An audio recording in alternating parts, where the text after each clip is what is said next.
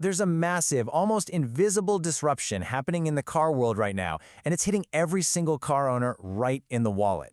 It's this quiet revolution that's totally reshaping the value of the car that's sitting in your driveway, and it's going to change the choices you have for your next one. Okay, let's get into it.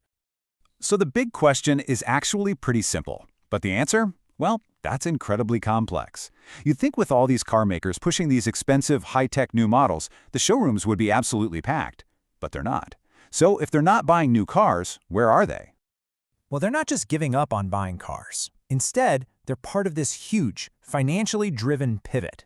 It's a massive shift away from buying new cars, which, let's be honest, is becoming a luxury. And it's a shift towards a desperate hunt for good, reliable used cars. This is what we're calling the Great Used Car Migration. So what's causing this mass exodus from the new car lot?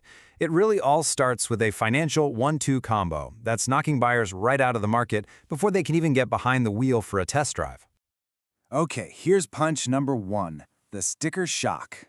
The average price of a brand new car in the US just blew past $50,000. Think about that. That's a price that used to be for luxury cars just a few years ago, and now it's the average.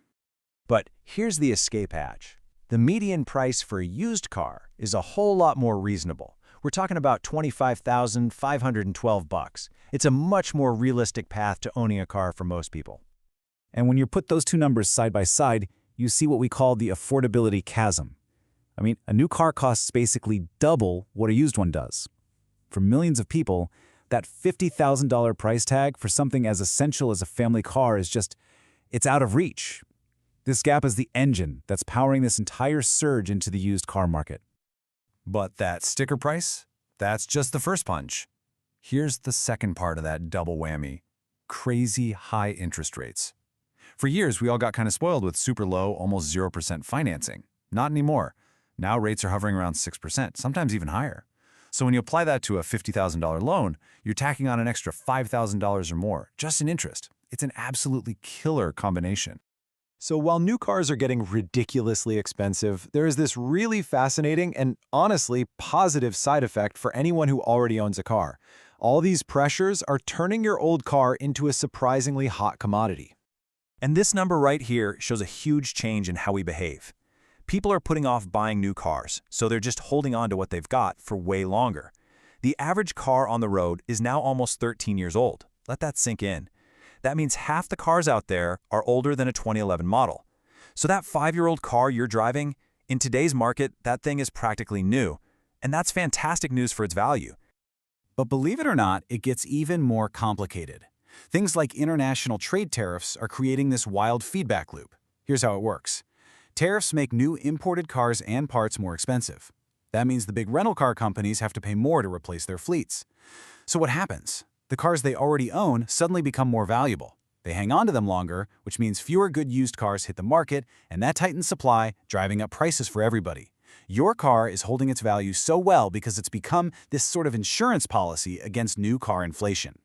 Now, for years, the big story has been that electric vehicles are the answer, right? They promise this cheaper, cleaner future, but when you look at the data, you see this weird tension, this EV affordability paradox, where the promise of saving money down the road is just crashing into the wall of how much they cost up front.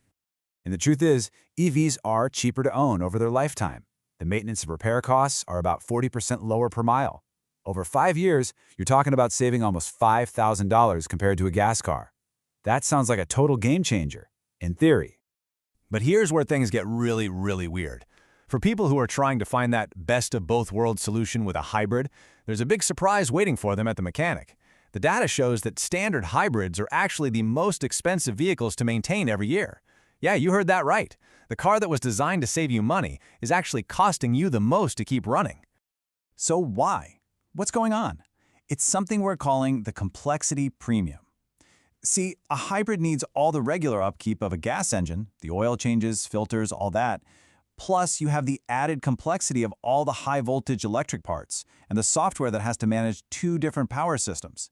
You basically have 2 complicated systems that can break, which ironically makes that simple used gas car look even more attractive financially. Okay, so this whole migration doesn't just affect car buyers. It's forcing a massive change on the front lines of the industry, your local dealership, the neighborhood service shop. For them, it is a literal tale of two engines, and they have to figure out how to master both at the same time just to survive. So these shops are facing this incredible challenge. On one hand, you've got this aging fleet of gas cars, which is a total cash cow. It guarantees a steady and growing stream of money from complicated repairs. That's what's keeping the lights on. But on the other hand, they have this huge, non-negotiable investment they have to make to get ready for the electric future. And that investment is massive. We're talking about constant, expensive training so technicians can handle high-voltage systems safely. We're talking heavy-duty lifts just to handle the huge battery packs, advanced computer scan tools that need expensive yearly subscriptions. And on top of all that, they need the specialized equipment to calibrate all the sensors on a modern car, which alone can cost tens of thousands of dollars. It's a huge financial hurdle. Okay, we've covered a ton of ground here, from sticker shock to what's happening in the service bays. So let's boil all this down into a few clear takeaways for you, the person who actually has to navigate this crazy new world of car ownership. Here is what you really need to remember. First off, your current gas car is a valuable asset, and it's probably holding its value better than ever before.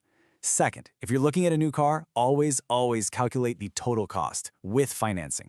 The sticker price is only half the story. Third, remember that while hybrids save you money at the pump, that hidden complexity premium could lead to higher repair bills. And finally, keep an eye out for certified pre-owned vehicles, or CPO vehicles. These are basically used cars that the dealer inspects and gives a warranty to, offering a really safe middle ground between an unaffordable new car and a risky private sale.